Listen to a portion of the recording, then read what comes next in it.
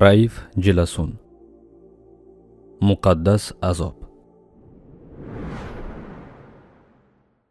Agar bosh vazirning topshirig'i ko'zlanganidek yakunlansa, bu aziz insonning boshi tanidan judo qilinishi kerak edi.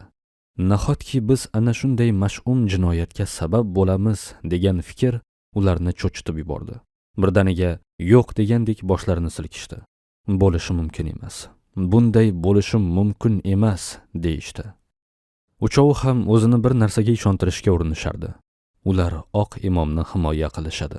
Oq imom nima gunoh qildi? Jinoyatga qo'l urdimi? Qurolli qo'zg'olon tashkil qildimi? Xalqni yomonlikka yetakladimi? Xo'sh, nima qildi? Birlik va birdamlikni ta'minladi, xalqqa ishonchli boshqaruvni tashkil qildi. Bu ishni tanqid qilish kerakmi yoki taqdirlashmi? Axir Fashir shahri aholisi mamnun, xavfsiz, osuda hayot kechirmoqda-ku. Oq imom bu uch vatandoshiga juda qattiq ta'sir ko'rsatgan edi. Ular ana shu taassurotlar bilan kengashdan chiqishdi. Yo'lboshchi ularni bir necha maktablarga olib borib, maktab mudirlari bilan tanishtirdi.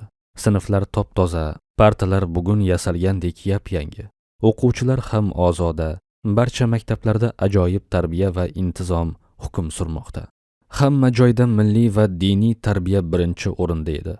Mehmonlar o'qituvchilar bilan ham, o'quvchilar bilan ham gaplashib ko'rib, benihoya hayratda qolishdi. Birorta kamchilik yo'q, ortiqcha muammo yo'q. O'quvchi o'qituvchini otasidek hurmat qiladi, uni sevib itoat qiladi. O'qituvchi esa talabasini farzandidek yaxshi ko'radi. Unga o'zida bor ilmu hunarni o'rgatishga g'ayrat qiladi. Qizlar uchun ham xuddi shunday tarbiya, xuddi shunday intizom amalda. Bu maktablarda kelajakning musulmon onalari tayyorlanmoqda edi. Maktablardan olingan taassurotlar mehmonlarning hayratini yanada oshirdi. Ko'rgan har bir voqeadan so'ng ularning oq imomga mehr-muhabbati yana bir qat ortmoqda edi. Quyosh ufqqa bosh qo'ya boshladi. Atrofda hech kim yo'q. Uch mehmon yo'lboshchiga rahmat aytib, xayrlashib, mehmonxonaga qaytmoqchi bo'lishganda, yo'lboshchi ularga ruxsat bermadi. Kechki ovqatni birga qilamiz. Nasib qilsa, ertaga ertalab oq imomni ko'rgani boramiz, dedi. Bu taklif ularga ma'qul keldi. Sadulloh: yaxshi, lekin kuni bilan rosa charchadingiz. Kechqurun sizni bezovta qilmasak yaxshi bo'lardi, dedi. Aksincha, men sizlardan minnatdor bo'laman. Alloh taolo mehmonni ikrom qilishni buyurgan. Sizlar menga ana shu imkoniyatni beryapsizlar. Sizlar sabab Allohning rizosini olsam qanchalar baxtiyor bo'laman, dedi yo'lboshchi. Xartumlik 3 mehmon bu kecha mehmonxonada emas, yo'lboshchining uyida qoladigan bo'lishdi. Musulmon odamning uyida yashashning o'ziga xos xususiyatlariga guvoh bo'lishdi. Tayyorlanadigan xulosa uchun yanada kengroq ma'lumotlarga ega bo'lishdi. Ovqatdan keyin uchovi ham oldindan tayyorlangan pokiza yotoqqa cho'zilib, xotirjam uxlashdi. Tongda ularni kimdir uyg'otishi shart bo'lmadi. Ko'plab minoralardan aytilayotgan azonlar, zavod fabrikalarning ovozidan kishi o'z-o'zidan uyg'onib ketardi. Tongda yo'lboshchi mehmonlarni oq imomning uyiga olib bordi. Uy ular o'ylagandek hashamdor emasdi. Juda oddiy edi. Bu uy shunday imomning uyi ekaniga ishonish qiyin. Mebellari shunchalar oddiy ediki, mehmonlar yana hayratdan dong qotishdi. Oq imom mehmonlarni nazokat bilan qabul qildi. Yo'lboshchi ularni xartumlik mehmonlarim deya tanishtirdi. Oq imom jilmayib mehmonlarga lutf qildi. Shahrimiz sizlarga yoqdimi? Ba'zi jihatlari g'alati tuyulgan bo'lsa ham, yoqqan bo'lishi kerak. Ammo bu ko'rganlaringiz, eshitganlaringiz tush emas, haqiqat. Buni ko'zlaringiz bilan ko'rdingiz. Qay bir yurtning xalqi chinakam musulmon bo'lib yashayotgan bo'lsa, bu ko'rganlaringiz aynan namoyon bo'ladi. Aslida buning hayron qoladigan joyi yo'q. Hayron qoladigan biror nima bo'lishi kerak bo'lsa, xalqning aksari musulmon bo'la turib, islom beradigan huzur halovatning yo'qligidir. Hamma bir-biriga ishonchsizlik bilan qaraydigan bo'lsa, aldash ko'p bo'ladi. Birov-birovning dardidan, ehtiyojidan xabardor bo'lmasa, hukumat boshqaruvining ijtimoiy tartib qoidalarida islom qonunlari amalda bo'lmasa, ana unday musulmon davlatdan hayron qolish mumkin. Minoralarda 5 mahal azon aytilgani bilan yurt islom yurtiga aylanib qolmaydi, balki insonlarning yashash tarziga qaraladi. Fashirda sizlar ko'rgan islom havosi abadul abad davom etadimi yo'qmi, buni Alloh biladi. Ammo inson bu umrini qanday kechirgani uchun birma-bir savol javob qilinadi. Shuning uchun biz xalqimizning bugungi va ertasiga mas'uliyat sezib, sizlar ko'rib turgan hayot tarzini yo'lga qo'yishga intildik. Balki fashirda sizlar ko'rgan jannat monand hayotni istamaydigan xartumlik mansabdorlar bordir. Shunday ajoyib muhitni ifloslantirishni xohlaydiganlar topilar balki. Ammo barchasi Allohning qazoyi qadariga bog'liq. Qisqa davom etgan suhbat asnosida ko'p muhim nuqtalarga to'xtalib o'tildi. Mehmonlar u yerdan chiqisharkan, uchovining ham g'oyatda hayronligi ko'zlaridan ko'rinib turardi. Nihoyat fashirdagi o'zgarishlar haqidagi gap so'zlarni o'z ko'zi bilan ko'rib, bosh vazirga xulosa tayyorlash uchun mas'ul qilingan hay'at Xartumga qaytdi. Bo'rttirib, uzundan uzoq hikoyaga aylantirilgan fashir voqealarga qiziqib qolgan qo'mita to'plandi. Ularning har biri fashir haqida biror ma'lumot aytmaslik haqida ogohlantirilganliklari uchun indamay turishardi. Bosh vazir mahjub berilgan xulosani ko'rib chiqqach, hay'at a'zolarini huzuriga chaqirdi. Xulosani o'qib chiqdim, lekin hech narsani tushunmadim. Vazifangiz bu sehrgar soxtakorning qilmishlarini birma-bir ko'zdan kechirib, boricha qog'ozga tushirish emasmidi? Sizlar nima qildilaring? Uni maqtabsizlar, har ne qilgan bo'lsa ma'qullabsizlar. Berilgan topshiriqni bajarmabsizlar. Buning uchun hammangni jazolayman, baqirdi u.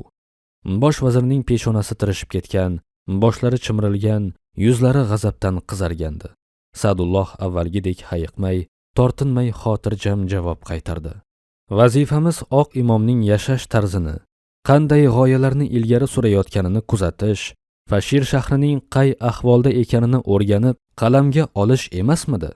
Biz shundan boshqa biron narsani qalamga olmadik. Hammasini boricha xulosaga kiritdik. Sadulloh gapirarkan mahjub titrab qaqshardi. Yo'q, boricha emas. Hammasini bo'rttirib yuboribsanlar. Senlar ham o'sha sehrgarning sehriga mubtalo bo'lgansanlar shekilli. Uning ayblarini yozmabsanlar. Qaytaga uning tarafini olib, maqtovu olqishlar bilan osmonlarga ko'taribsanlar. Senlarga topshirilgan vazifa bu emas edi-ku. Sadulloh bosh vazirning bu gapidan jahli chiqqandek bo'ldi. Yo'q afandim, men Fashir shahrida tug'ilib o'sgan, o'sha yerda o'qigan odamman. Fashir shahrining kechagi kuni bilan buguni o'rtasida yer bilan osmoncha farq paydo bo'libdi. Buni sizga mendan boshqa hech kim tushuntirib bera olmaydi. Fashir insonning xayoliga ham kelmaydigan go'zal makonga, saodat asri yurtiga aylanibdi qolibdi. Qur'onda musulmonlarga nima buyurilgan bo'lsa, butun xalq shunga amal qilyapti. Hukumat xalq bilan birlashib ketgan. Bu hokimiyat, bu xalq degan ajratish qolmabdi. Xalq soliqni to'lashga o'zi shoshilyapti. Birorta tilanchi yo'q, ko'r, cho'loq, nogiron, hammasi ishlayapti. Ishlamaydigan odamni topolmaysiz. Zakot ishlari ishonchli qo'llarda, soatdek aniq ishlayapti. Xalq xayr ehsonda, saxovatda kim o'zarga o'ynayapti. Shu qadar amniyatki, birorta uyda qulf yo'q. Do'konlarda mollar shunday yoyib qo'yilgan. Mijozda aldanib qolaman degan fikr yo'q. Xullas, aytib ado qilib bo'lmaydi.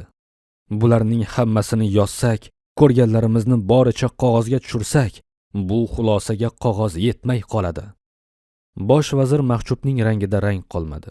Bo'ldi, yetar, jim bo'l. Men senlardan bunaqangi xulosa kutmagan edim. Bu gapdan keyin g'oziy o'zini tuta olmadi. Unday bo'lsa biz yanglishdik shekilli beyafandi.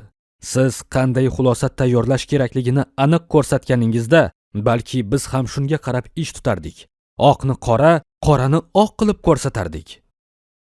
Bosh vazir alamdan lablarini tishladi. Bu oq imom yana bir muddat mana shunday ishlaydigan bo'lsa, butun Sudanni qamrab oladi-ku. Ana unda bizning sho'rimiz quriydi, o'yladi u. Buni o'ylagan sayin asabi battar buzilaverdi. Shu payt uning ko'zi shu paytgacha indamay turgan Muhsinga tushdi. Muhsin, sen bu gaplarga nima deysan? Yoki sen ham bular tomondamisan? Men huquqshunosman. Bir narsani aniq ishonch bilan ayta olaman. Men oq imomning tanqid qiladigan jihatini topa olmadim. Bu xalqning yodiga musulmonlikni solibdi. O'zi ham musulmonlarga xos yashabdi. Musulmonlarga xos yashashda barchaga ibrat bo'libdi. Hech kimni majburlamabdi. Nasihatdan nari o'tmabdi. Musulmon odam qanday yashash kerak bo'lsa, shuni ilgari suribdi xolos. U xalqni mana shu yo'l bilan o'ziga bog'lab olgan. Shuning uchun odamlar u aytgan yo'ldan o'zlari xohlab, ko'ngilli ravishda ketyapti. Sheriklarim aytganidek, u go'yo saodat asrining qayta tug'ilishiga sababchi bo'libdi. Ko'rsangiz, o'zingiz ham tan olasiz. Hamma bir-birining haq huquqiga hurmatda. Qanday qilib xo'jayinning ko'ngli xush bo'lsin deb, vijdonimiz ovozini pasaytirib, haqiqatlarni yashira olamiz.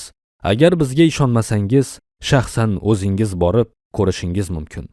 Yoki boshqa bir hay'atni yuboring, lekin sizga qanday xulosa kerakligini ularga oldindan aytishingiz kerak. Bo'lmasa, ular ham kamida xuddi shunday xulosa yozib berishadi. Bosh vazir Muhsinning og'ir bo'lsa ham samimiy gapirishidan asabi buzilib, o'zini yo'qota yozdi. Uning bejo ko'zlari go'yo olov purkardi. Bosh vazir qo'lini qo'ng'iroqqa cho'zib, uni bor kuchi bilan bosdi. Ko'p o'tmay, jandarm ofitseri kirib, tik turgan holda bosh vazirning amriga muntazir bo'ldi. Mana bu pastkashlarning, vatan xoinlarining qo'liga kishan sol. Uchovini ham zindonga tashla. Ular bilan endi shaxsan o'zim shug'ullanaman, dedi u. Uchovining ham bilaklariga kishan solindi. Nima ro'y berganini tushunishga ham ulgurmagan bu uch mas'ulga o'zini himoya qilishga ham imkon berilmadi. Shu zahoti zindonga tashlangan bo'lishlariga qaramay, vijdonlari xotirjam edi. Mahchub bu bilan chegaralanib qolmadi. Polkovnik Jamoliddin Abbosiyga shunday topshiriq berdi. Oq imom juda katta inqilob harakatida. Zudlik bilan Fashir shahriga bostirib boringlar. Oq imom degan o'sha odamning qo'liga kishan, oyog'iga zanjir urib, huzurimga olib kelinglar. Xalq to'sqinlik qiladigan bo'lsa, qurol ishlatishingiz mumkin. Polkovnik bunday topshiriqni eshitib turgan joyda muzlab qoldi. Hatto xo'p bo'ladi afandim deya olmadi. Chunki u ham oq imom haqida ko'p eshitgan, xalqni musulmonlarga xos tarbiyalash Sudanga zarar emas, foyda keltiradi degan fikrda edi. Uning tilsiz haykaldek serrayib turishi bosh vazirning sabrini toshirdi. Nimaga qarab turibsan, tilingni yutib yubordingmi? Shunday deb baqirib polkovnikni xonasidan quvib soldi. Amringiz bosh ustiga. Ammo men mamlakatning osoyishtaligi va huzur halovatini hamma narsadan ustun deb bilaman. Oq imomning qo'lga olinishi hukumat amri bo'lsa, buni menga qo'yib bering. Qo'llari kishanlangan holatda huzuringizga keltirishga so'z beraman.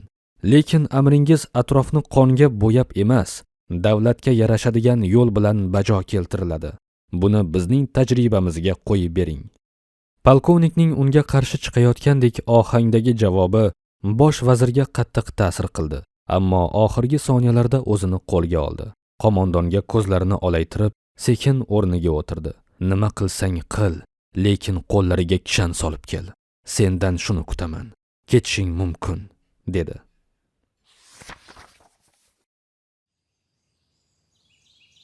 Erta tong. Hali ufq yorishmagan payt. Oq imom Musoning uyi oldida 3 ta begona fuqaro xuddi navbatchilikda turgandek turardi. Qorong'uda ularning atrofga olazark bo'lib, eshik oldida turishi kishini shubhaga qo'yardi. Shu payt qarshi tomondagi uyning chiroqlari yondi. Birozdan keyin eshik ochilib, bir odam chiqdi. Eshikdan chiqqan odam Musoning eshigi oldida turgan 3 kishini ko'rgach, to'xtab baqirdi. "Kim u? Xartumdan keldik. Oq imomga bir xabar keltirdik. Tong otishini kutyapmiz." Boyagi sharpa ular tomon kelib sal narida to'xtadi.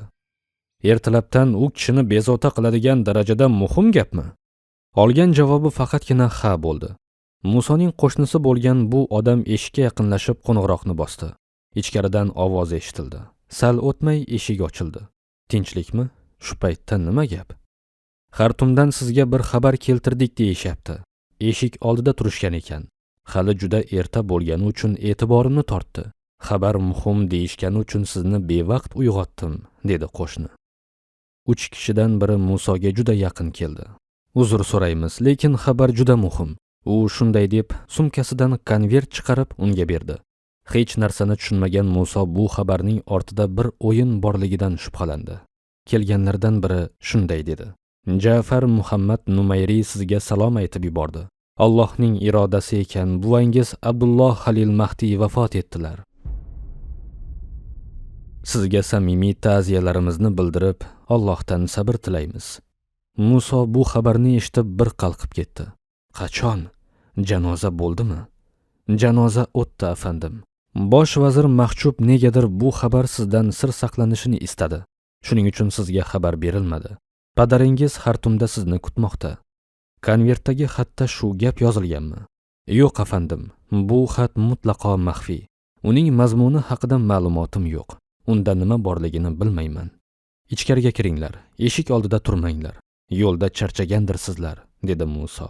Ichkariga kirgach, Musoga konvert bergan odam dedi: Uzoq qolsak muammo chiqishi mumkin. Bu yerda chalg'imaylik, iltimos. Musoning qo'shnisi ham ular bilan birga ichkariga kirgandi. Uning ko'zi bir zum Musoning ko'ziga tushdi. Menga biror xizmat bormi degan ma'noda bosh irg'adi. Muso ko'zlari bilan unga tinchlaning deb ishora qildi. Musoning ko'ngli negadir g'ash edi. Yuragida shubha g'imirlardi. Muso mehmonlarga o'tirish uchun joy ko'rsatarkan, konvertni ochdi. Maktub Ja'far Numayriydan edi.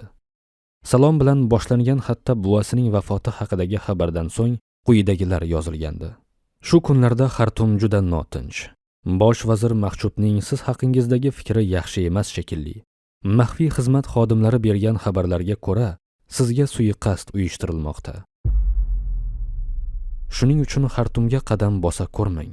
Turkiyadan kelganingizda sizni ilk kutib olganlardan edim. Ayni paytda rahmatli buvangiz Abdulloh Mahdiyning yaqin do'stiman. Buvangiz meni juda yaxshi ko'rardi. Men ham uni qattiq hurmat qilardim. 3 ishonchli odamimni yoningizga yubordim. Sizni Ubaydda kutaman. Odamlarim sizni bu yerga yashirincha olib kelishadi. Polkovnik Jamoliddin podsho sizni hibsga olish haqida buyruq olibdi. Bugun bir guruh askar bilan Fashirga otlanish taraddudida. Shu bois shoshilsangiz juda yaxshi bo'ladi. Sizning bu odamlar tomonidan yo'q qilinishingizga ko'nglim rozi emas. Sizni bugun Ubaydda albatta kutaman. Numayriy. Muso maktubni o'qib bo'lgach, ichidan chuqur xo'rsiniq keldi. Yelkasi bilan devorga suyanib ko'zlarini yumdi. Bir muddat mana shunday turib qoldi. Eshigi taqillashidan sal oldin ko'rgan tushini xotirlashga urindi. Go'zal manzarali bir joyda atrofidagilarga nimalarnidir gapirayotgan ekan. Shu payt kimdir unga shunday nido qildi: Ey Muso, Allohni va uning rasulini rizo qiladigan ishlar qilyapsan. Sen kirgan kurashda Allohning yordami sen bilandir. Bu ilohiy taraqqiyotni yanada kengaytirib, butun Sudanga yoyishing kerak. Sabrning tagi zafardir. Har doimgidek faqat Robbingga ishon. Senga to'sqinlik qilishni istaydiganlarning hafsalasi pir bo'ladi. Allohga suyan. Undan yordam so'ra. Shu asnoda eshik taqillab, Muso uyqusidan uyg'onib ketgandi. Maktubni o'qigandan keyin ham Muso hamon o'sha tushning ta'siridan chiqa olmagandi. Unga qilingan nido quloqlari ostida jiranglardi. Shu onda shubhalari bosilib, o'zini Alloh taoloning taqdiriga bog'laganining ruhiy sukunati ichida edi. Muso unga qilinadigan suiqasd haqida o'yladi. Shu on Hazrati Umarni esladi. Dunyo tarixida tengsiz adolat timsoli bo'lgan buyuk sahoba bir majusiyning xanjari bilan shahid bo'lgan. Bularning yonida u kim bo'libdiki, vahimaga tushib, Allohga tavakkul bog'larini uzsin. Muso bu yo'lga o'zini taslim qilgan holda kirgan. O'limdan esa faqat Allohdan uzilganlargina qo'rqadi. O'lim aslida Allohga yetishishdir. U zotning rahmatiga qovushishdir. Mana shu tushunchalar Musoning yuragidagi hovurni bosar, Allohga bo'lgan e'tiqodi yuragiga o'rmalayotgan shubhalarni parchalardi. Muso mehmonlarga qahva tayyorladi. Bu orada tong ham yorishib qoldi. Vaqtni ketkazmasdan, hech kimga ko'rinmasdan shahardan chiqib ketishi kerak edi. 4 qo'lanka g'ira-shira qorong'uda hech kimga ko'rinmay, sekingina shaharning bir burchagiga qarab yo'l olishdi. Muso o'tirgan mashina Ubayd tomon katta tezlikda ketarkan, uning ko'nglida hech qanday tashvish, xavotir yo'q edi. U Numayriyning yozma taklifini atroflicha o'ylab o'tirmasdan, muhokama qilmasdan darrov xo'p deb mashinaga o'tirdi. Muso hayotida qanchalik ko'p azob chekkan bo'lsa, bundan da ko'p ilohiy lutflarga ham noil bo'ldi.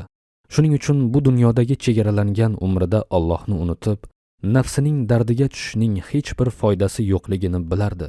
Yonidagi muhofizlar bu ishlarning oqibati haqida hech narsa demaganlaridek, uni ko'zdan qochirmaslik uchun nihoyatda ehtiyotkorlik bilan harakat qilishar, hatto navbatchilik qilishardi. Bir mahal ancha uzoqdan ular tomon katta tezlikda kelayotgan chang to'zoni ko'rindi. Musodan ko'ra navbatchilar vahimaga tushib qo'rqib ketishdi. Bu kim bo'ldi-kin deyishga ulgurmaslaridan tuya mingan suvoriy qo'llarida qilich va nayza bilan yaqinlashib keldi. Muhofizlari birdan mashinadan tushib yo'l bo'yidagi butazorga kirib ko'zdan yo'qolishdi. Har qanday holatga tayyor turgan Muso matonatini saqlab, o'zini yo'qotmay xotirjam turaverdi. So'ng xayoliga bu tuzoq emasmikan degan fikr keldi. Hayajonlanayotgan bo'lsa ham o'zini Allohning qazoyi qadariga topshirib sabr bilan kutdi. Navbatchilarga o'xshab o'zini butazorga urmadi. Bir pasda atrofini maxsus kiyingan bir to'da suvoriylar o'rab olishdi. Ularning qo'lidagi nayzalar Musoga qaratilgan edi. Salgina qimirlasa uni ilma teshik qilishlari mumkin edi. 5 nafari tuyaning ustida mashinaga yaqin kelib, baravariga hujum qildi. Ulardan biri qo'lidagi nayzaning sopi bilan Musoning boshiga urdi. Muso behush yiqildi. 30-qism tugadi.